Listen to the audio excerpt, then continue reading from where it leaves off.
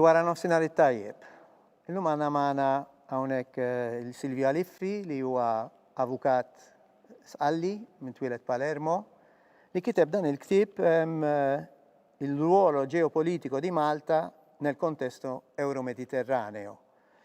Silvio Aliffi huwa ngħidu għandu nisel Malti għax il-ommu hija kunjoma Mallija u twildet fiż-żona ta' Pachino fejn kienu marru l-Maltin fil-bidu f'nofs is-seklu 18, u allura għandu dil-ġibda lejn Malta li kważi hija ġejja mill-familja, insomma, mit-trobbija. U awtur ta' numru ta' kotba u saġġi fosthom għamilna wieħed flimkien dwar Malta u Pachino, u anki kiteb ukoll dwar il-gwerra Torka u Taljana bil-battalja ta' Gallipoli. Issa nkompli bit-Taljan għax naturalment l-intervista li nagħmluha bit-Taljan. Silvio, benvenuto a Malta di nuovo. Grazie. Allora, a parte la mamma che è una Mallija, no? Ma cos'è questo attaccamento per Malta e l'idea dietro questo libro che hai scritto sulla geopolitica maltese? Buongiorno. Sì, Mallija era mia nonna materna, quindi il mio 25% di sangue dovrebbe essere maltese. Perché questo interesse verso Malta? A parte le ragioni di sangue, non c'è dubbio che Sicilia e Malta sono talmente vicine che, tra l'altro, io vivo nella provincia di Siracusa, che assieme a Ragusa sono le province più vicine a Malta. C'è un rapporto storico millenario che non si può non conoscere, e l'interesse, devo dire, è venuto sin da ragazzo, da quando piccolo sapevo che il paese appunto di Pachino, che era il paese di mia mamma, era stato fondato da un principe siciliano, però si diceva allora che i primi 50 fuochi, cioè 50 famiglie, erano maltesi. All'epoca Malta, siamo ancora intorno al 64, di Malta non si sapeva quasi nulla. Avevamo solo nozioni geografiche. Io mi ricordo, lessi allora la edizione del Touring Club del 53, in cui c'era la Sicilia e le isole maltesi, perché Malta, come tu ben sai, fa parte della regione geografica italiana, dal punto di vista proprio geografico. Noi addirittura abbiamo due isole, che sono Lampedusa e Lampione, che addirittura non fanno neanche parte della regione geografica italiana, fanno parte dell'Africa, no? Invece Linosa sì. Ecco, diciamo, questa estrema vicinanza mi ha sempre incuriosito. Ecco, agli inizi era una curiosità da bambino, come tutti i bambini del mondo. Poi da lì è nato anche un interesse appunto storico, culturale, eccetera, eccetera. Mi ha colpito molto il fatto che, lo scrivo nel libro, che Malta è un paese che ha poca geografia ma tanta storia, ecco, a differenza del Canada. Quando dici poca geografia e tanta storia, cosa poca intendi geografia perché è un paese piccolo, indubbiamente, no?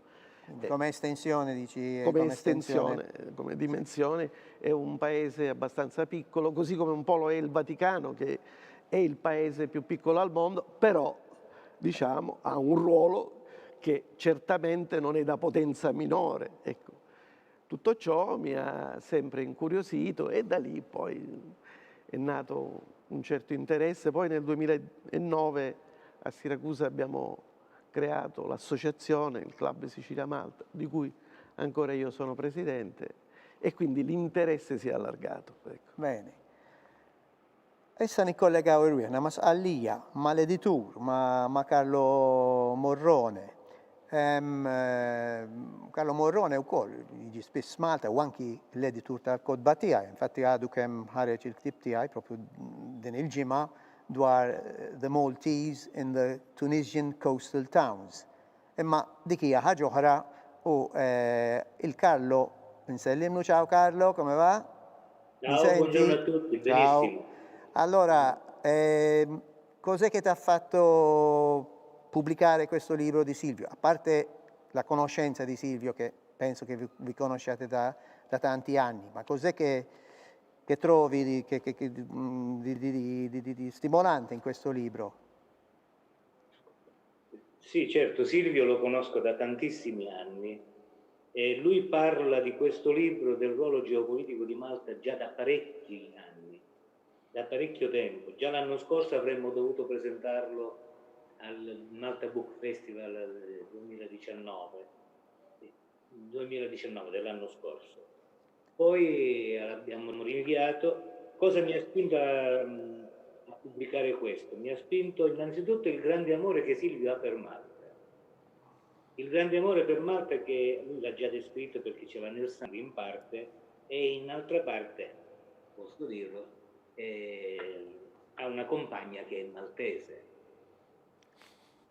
e che salutiamo se ci sta ascoltando, Angela. E poi perché mi ha mandato questo, mi ha fatto leggere i primi capitoli del libro, l'ho trovato talmente interessante che ho detto pubblichiamolo. Devo tirare le orecchie a Silvio perché io credo che questo libro sia nato di notte. Lui la notte non dorme. Di giorno fa l'avvocato e di notte fa lo scrittore, lo storico. Perché io la mattina quando accendevo il computer per aprire ufficialmente la giornata in ufficio, trovavo le sue mail, i suoi capitoli inviati alle 2 e alle 3 di notte. Per cui alle 9 trovavo capitoli del libro e io non riesco a lavorare di notte, quindi per me è inconcepibile pensare che una persona dopo una giornata di lavoro si sieda a scrivere un saggio storico. E quindi in Silvio io invidio questa sua capacità di lavorare di notte. Inviati capitoli interi del libro alle 2, alle 3 di notte. Poi alle 9 era pronto per il caffè per andare in tribunale a discutere le sue cause. E poi l'ho trovato molto interessante perché ho scoperto grandi cose di Malta. Se permetti, c'è l'ultimo, proprio non è un romanzo, quindi lo posso leggere alla chiusura. Se fosse un romanzo non lo leggerei. Nelle sue conclusioni dice che il ruolo di Malta è prevalentemente economico, turismo, finanza, portualità, ma non soltanto, in quanto grazie alla posizione e al suo background, il background culturale, Malta è un soggetto europeo di diritto internazionale che riesce a dialogare meglio con il mondo arabo e musulmano. Credo che io in questa frase trovi il senso di questo libro. Vi complimento ancora e vi ascolto. Potete continuare. Grazie Carlo. Grazie a voi. Allora, ecco, riprendo un po' quello che dice Carlo. Malta è un ponte di dialogo col mondo arabo-musulmano. Io, leggendo il libro, vedo il contrasto un po' fra la storia e l'importanza geopolitica che tu sottolinei del periodo arabo, no? Il periodo arabo a Malta ha lasciato a noi maltesi la lingua, che è un fattore storico, no? Importante. Però ecco, tu dici in quel periodo là geopoliticamente non è stata di grande rilevanza per gli arabi. Malta era la periferia della Sicilia, la periferia esterna di Palermo. Come la vedi? Io faccio una netta distinzione tra i due profili, tra quello storico e quello geopolitico. Dal punto di vista storico, anche la Sicilia ha avuto, gli storici siciliani e italiani in genere valutano positivamente la dominazione araba. Hanno portato gli agrumi, i gelsi, hanno iniziato a canalizzare, eccetera, eccetera. Però non c'è dubbio che dal punto di vista geopolitico il discorso cambia, perché la Sicilia, a parte che sono 150 anni di storia che ancora non abbiamo approfondito granché, tant'è che al punto tale che c'è stata la vicenda della famosa impostura arabica, Cioè quella che di Abate Vella, no? impostata dall'Abate Vella, che era maltese, eccetera. Proprio per dire che stiamo parlando di una... Proprio Vella fa nascere, credo, la prima cattedra di arabo a Palermo, all'Università di Palermo. Cioè per dire che quei 150 anni di storia ancora li conosciamo poco. Ma non c'è dubbio che dal punto di vista geopolitico, io lo dico sempre con molta crudezza, la Sicilia non contava, così come anche Malta. La Sicilia conta nel momento in cui i Normanni, nel 1130 circa, creano il Regno di Sicilia. E allora il discorso cambia. Faccio un paragone con oggi, così ci capiamo subito. Oggi Malta è uno Stato indipendente.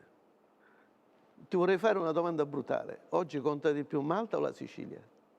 Per me Malta. Beh, conta di più Malta come nazione, c'è un voto, Malta c'ha il voto alle Nazioni Unite, la Sicilia non ce l'ha. Bravo. Malta c'ha i suoi primo ministro Perfetto. che va nel collegio Bene, dei primi bene, ministri europei, bene. La Sicilia no. Eppure la Sicilia è 81 volte più grande di Malta, ha una popolazione che è 10 volte superiore, molto di più, però conta meno, tant'è che in alcune vicende i politici siciliani hanno dovuto chiedere aiuto ai politici maltesi.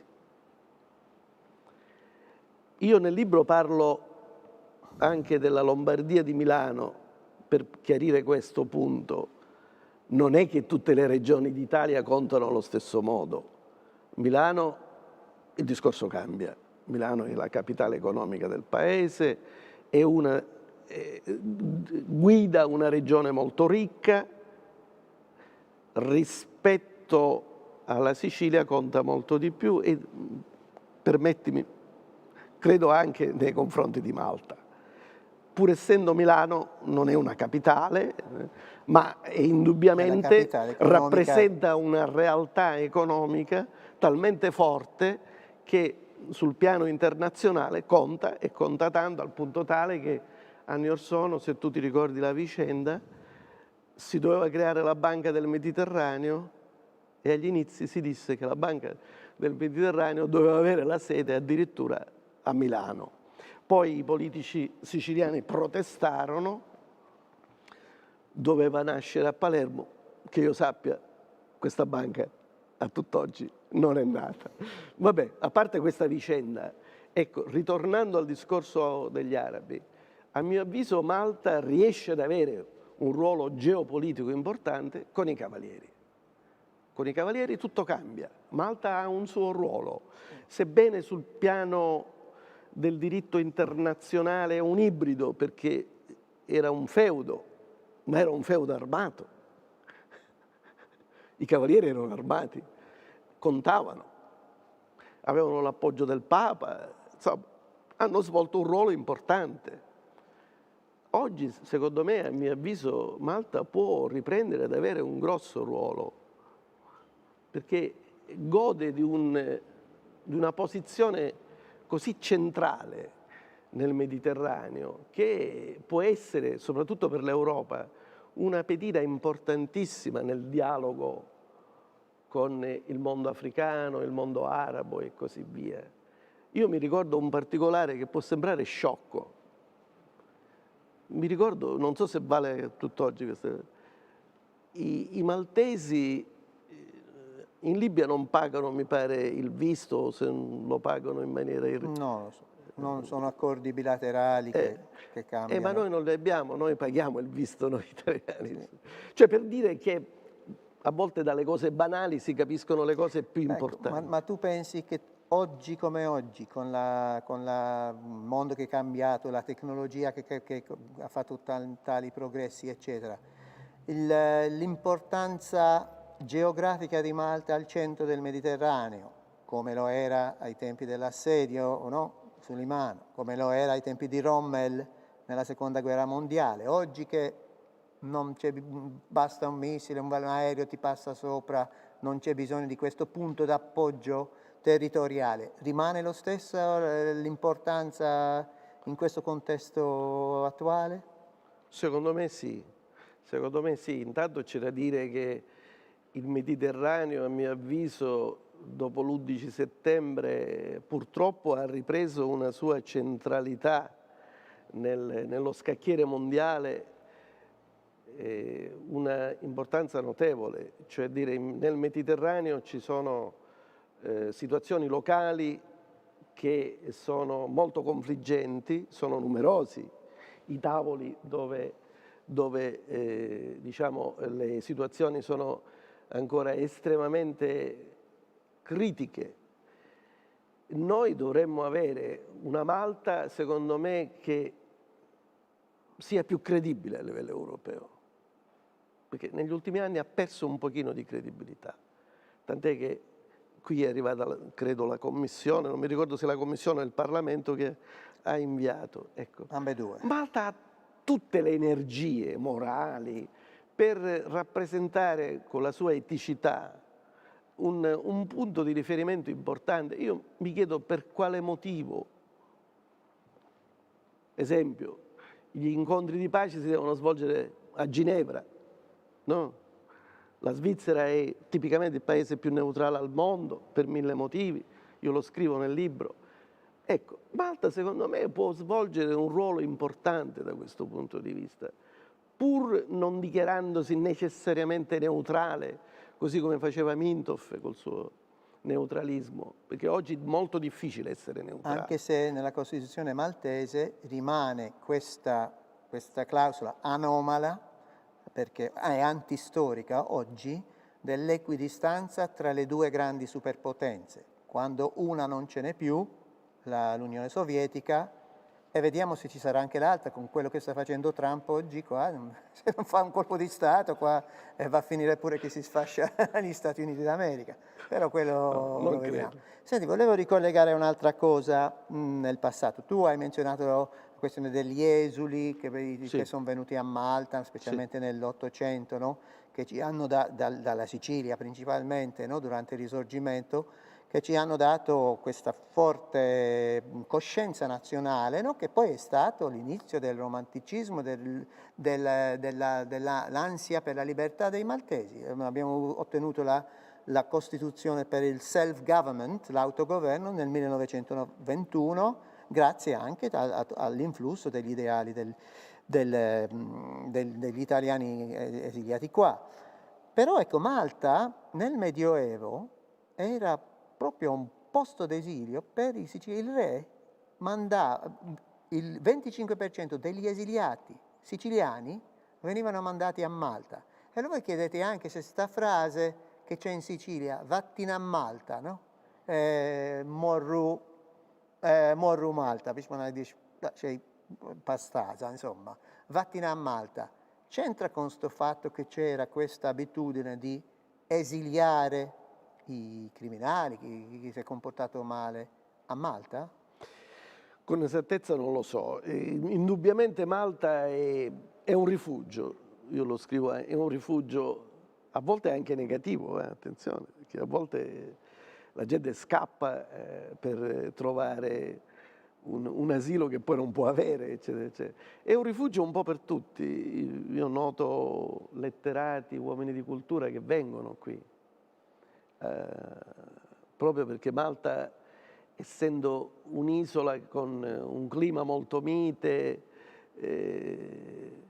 è chiaro che si sta bene, ecco, quindi anche gli stessi siciliani amano venire a Malta per ragioni... Tu lo menzioni, nell'era provenzale, nell'epoca genovese, venne il poeta Pierre Vidal, no? Che era uno dei poeti, dei trovatori, dei troubadour, no? Che stava in Provenza.